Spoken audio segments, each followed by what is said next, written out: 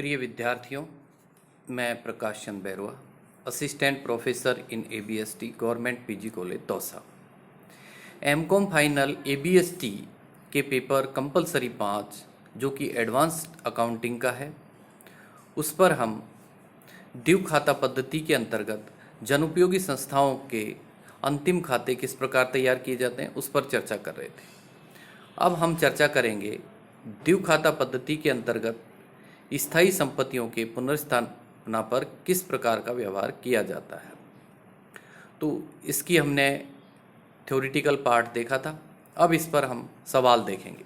तो उससे पहले थोड़ा समझ लें कि जब किसी स्थायी संपत्ति को पुनर्स्थापित किया जाता है तो सामान्यतः उस संपत्ति खाते का जो पुस्तक मूल्य होता है उसको संबंधित वर्ष में आयगत हानि मानकर लाभ हानि खाते में स्थानांतरित कर दिया जाता है तथा नई संपत्ति पर किए गए व्यय को संपत्ति खाते में डेबिट कर दिया जाता है। द्विव खाता पद्धति के अंतर्गत इसकी प्रक्रिया अलग है। इस पद्धति के अंतर्गत पुनर्स्थापित की गई संपत्ति के खाते को बिल्कुल भी प्रभावित नहीं किया जाता है, बल्कि नई संपत्ति पर किए गए व्यय को 2 भागों में बांटा जाता है, जिसमें पहला है व्यय का वह भाग जो आयगत व्यय माना जावे और अपलिखित कर दिया जावे, तथा दूसरा है बाकी राशि पूंजीगत व्यय माना जावे तथा संपत्ति खाते में डेबिट कर दिया जावे। तो इस प्रकार सामान्य व्यापारिक लेखों की तुलना में द्विव खाता पद्धति के अंतर्गत संपत्ति के पुनर्स्थापन पर भी व्यवहारों में अंतर आ जाता है। तो इसका हम एक सवाल देखते हैं, उदाहरण नंबर 4। पहले मैं सवाल पढ़ देता हूं। सवाल ये इस प्रकार है, एक गैस कंपनी अपने कारखाने का रुपए 33 लाख पर पुनर्स्थापन करती है। कारखाने को, जिसकी मूल लागत रुपए 13 लाख थी, पूर्ण रूप से पुनर्स्थापित किया गया। नए कारखाने को बनाने में रुपए 46,000 की पुरानी सामग्री पुरानी संपत्ति में प्रयुक्त की गई तथा कुछ पुरानी सामग्री को रुपए 84,000 में बेचा गया। श्रम तथा सामग्री की लागत में उस समय की तुलना में जबकि पुराना कारखाना बनाया गया था क्रमशः 15% व 12.5% की वृद्धि हो गई। कारखाने में सामग्री और श्रम का अनुपात क्रमशः 7:3 है। सामग्री का 7 और श्रम का 3 अनुपात है। आपको आवश्यक गणनाएं करनी है तथा जनरल प्रविष्टियां भी देनी है। ये मत गैस कंपनी के पूंजी खाते पर प्राप्तियों व व्ययों के विवरण पत्र में किस प्रकार दिखाई जाएगी, ये भी स्पष्ट करना है। तो सबसे पहले हम बात कर लें calculation of current cost of works charge to revenue. जो रेवेन्यू को चार्ज की जाएगी उसको कैसे गणना करेंगे। तो सबसे पहले हम मटेरियल कॉस्ट की बात करें तो उसमें मटेरियल कॉस्ट में ओरिजिनल मटेरियल कॉस्ट है,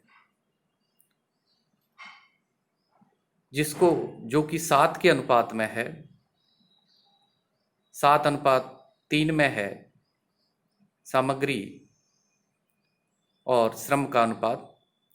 तो जो मूल लागत है 13 लाख, कारखाने की जो मूल लागत है उसको हम 7:3 के अनुपात में बांट देंगे। तो 7 अनुपात तो हो जाएगा सामग्री का और 3 अनुपात हो जाएगा श्रम का। तो चूंकि कारखाने की मूल लागत जो है वो 13 लाख है, तो हम 13 लाख को 7 से गुणा करके 10 का भाग दे देंगे। तो 7:3 के अनुपात में सामग्री की लागत आ जाएगी ओरिजिनल 9,10,000।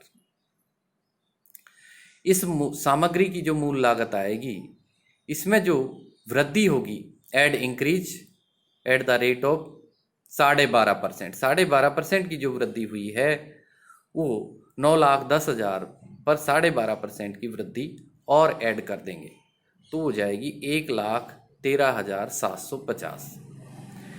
ये जो वृद्धि हुई है 12.5%, 1,13,750 को मूल सामग्री की लागत जो आई है अनुपातिक रूप से 9,10,000 उसमें जोड़ देंगे तो सामग्री की लागत हो जाएगी 10,23,750।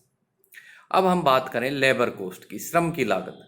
क्योंकि श्रम का अनुपात 3 है, 7:3 में है, तो जो मूल लागत है 13 लाख, उसको भी 7:3 के अनुपात में बांट देंगे। तो ओरिजिनल लेबर कॉस्ट 13 लाख, उसका इंटू 3/10 कर देंगे, तो श्रम की मूल लागत आ जाएगी 3,90,000।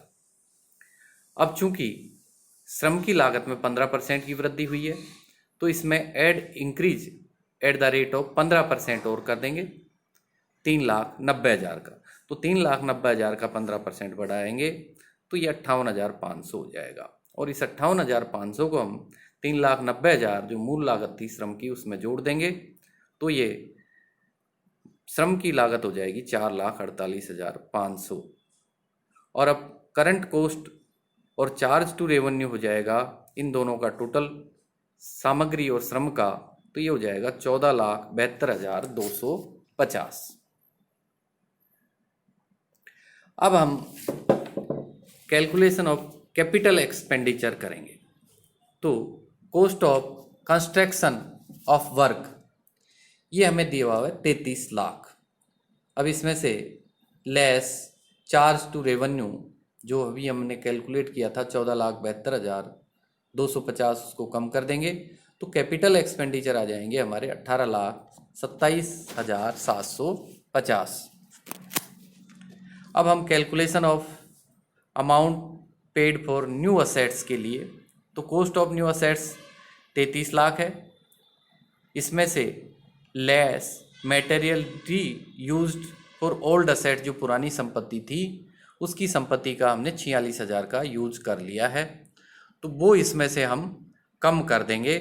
तो cash paid for new assets, नई संपत्ति के लिए जो हमको भुगतान करना पड़ेगा नगद में, वो रहेगा 32,54,000। अब हम इसकी जनरल प्रविष्टियां देखें, तो पहली प्रविष्टि हो जाएगी रिप्लेसमेंट अकाउंट डेबिट, जो कि 14,72,250 से आ जाएगा। वर्क्स और असेट्स अकाउंट डेबिट 17,81,750। ये हम बैलेंसिंग फिगर से भी निकाल सकते हैं, क्योंकि टू बैंक जो हमको भुगतान करना पड़ेगा वो 32,54,000 है। 32,54,000 में से हम रिप्लेसमेंट 14,72,250 घटा देंगे, तो वर्क्स और असेट्स की राशि आ जाएगी 17,81,750। दूसरी जो जनरल प्रविष्टि करेंगे वो होगी हमारी वर्क्स और assets account debit to replacement रुपये 46,000 से। तो ये 46,000 जो हमने पुरानी संपत्ति की जो मटेरियल सामग्री थी उसको यूज में लिया है 46,000 से। अगली एंट्री करेंगे हम bank account debit to replacement. पुरानी संपत्ति को बेचने से हमें 84,000 रुपये प्राप्त हुए हैं, तो ये बैंक में चले जाएंगे। और लास्ट में अंतिम एंट्री करेंगे revenue account debit to replacement account 13,42,250। और ये जो बैलेंस आएगा उसको हम ट्रांसफ़र कर देंगे रेवेन्यू अकाउंट में। ये हम रिप्लेसमेंट अकाउंट बना के ये हम निकाल लेंगे बैलेंस। अब हम बात करें statement showing receipt and expenditure on capital account. तो केवल एक्सपेंडिचर साइड की बात कर लें हम। एक्सपेंडिचर वर्क्स में expenditure up to the end of the previous year 13 lakh थे, पिछले साल तक जो खर्चे 13 लाख के थे। और एक्सपेंडिचर ड्यूरिंग द ईयर, वर्ष के दौरान हुए 18,27,750। तो टोटल एक्सपेंडिचर हो गए हमारे 31,27,750। स्पष्टीकरण अगर इसकी बात करें तो कारखाने के पुनर्निर्माण की कुल लागत 33 लाख रुपए है, जिसमें रुपए 46,000 ऐसे भी सम्मिलित हैं जो कि पुरानी सामग्री नए कारखाने के बनाने में प्रयुक्त की गई है। अतः कारखाने के पुनर्निर्माण पर रुपए 33 लाख में से माइनस 46,000 करें तो 32,54,000 का नगद भुगतान किया गया है। जिस रकम से कि प्रथम जनरल प्रविष्टि की गई है, इस पर ₹32,54,000 में से 14,72,250 को आयगत व्यय मानकर रिप्लेसमेंट अकाउंट को डेबिट किया गया है तथा शेष राशि 17,81,750 को पूंजीगत व्यय मानकर वर्क्स अकाउंट को डेबिट किया गया है।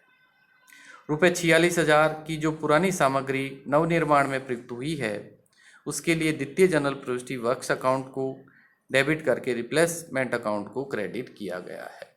तो इस प्रकार द्विव खाता पद्धति के अंतर्गत संपत्ति के स्थायी संपत्ति के पुनर्स्थापना पर लेखा प्रविष्टियां की जाएंगी। तो ये एक उदाहरण था जो हमने देखा। आज के लिए इतना। धन्यवाद, सभी का बहुत बहुत धन्यवाद।